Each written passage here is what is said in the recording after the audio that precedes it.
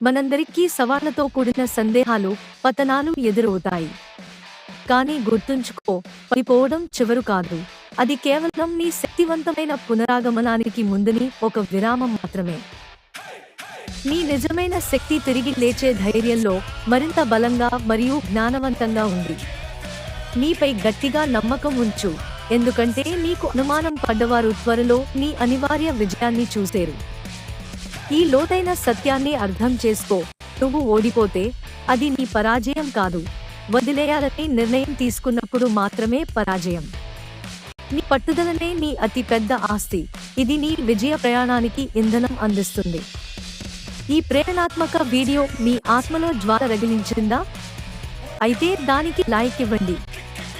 మరిన్ని help content కోసం మీ మానసిక శక్తిని పెంపొందించడానికి కామెంట్ చేయండి మరియు మా ఛానల్కి సబ్స్క్రైబ్ అవ్వండి.